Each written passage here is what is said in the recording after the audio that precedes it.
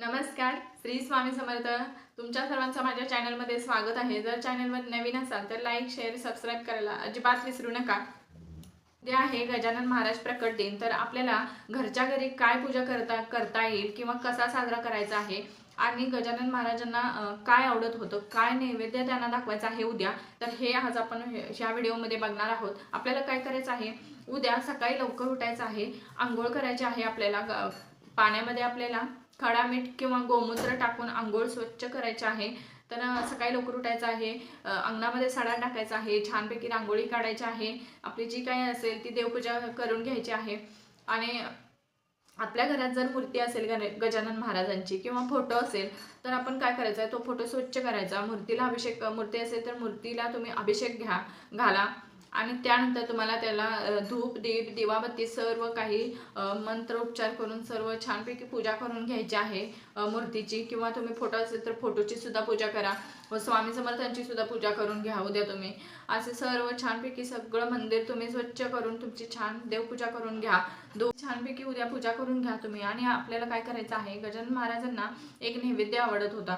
तर त्यांना काय आवडत होतं बघा, आपल्याला नैवेद्य काय दाखवायचं आहे, पिठलं भाकरी आणि मिरचीचा ठेचा, गोडमध्ये शिरा करायचा आहे. तर मी काय काय सांगितलं बघा, पिठलं भाकरी हे दोन तर तुम्हाला उद्या करायचंच आहे. त्यांना पिठलं भाकरी हे खूप आवडत होतं.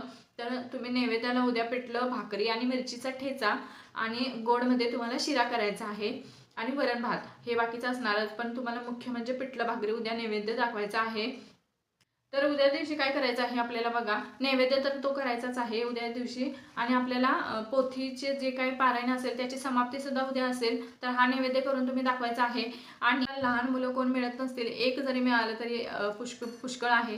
किंवा बाहेरचा कोणताही व्यक्ती त्याला तुम्ही अन्नदान करा. अन्नदानाला उद्या दिवशी सुद्धा खूप महत्त्व आहे बघा. अन्नदान करा तुम्ही उद्या दिवशी. किंवा त्याला तुम्ही घरात जे काही पिठलं भाकरी जे काही तुम्ही नैवेद्याला केले ते तुम्ही द्या. एखाद्या गाईला सुद्धा हे तुम्ही द्या. जर तुमच्या इथं गाय नसेल तर कुत्र्याला सुद्धा तुम्ही देऊ शकता बघा.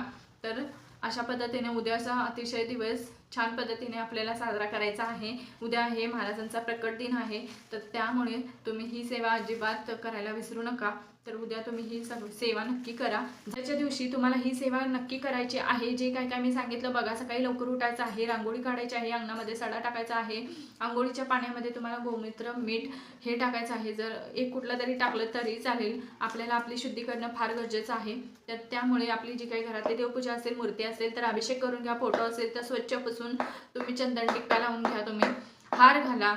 आणि काय करायचं आहे, तुम्हाला नैवेद्यामध्ये सांगितलं मी, पिठलं भाकरी आणि मिरचीचा ठेचा आणि गोडमध्ये शिरा करायचा आहे.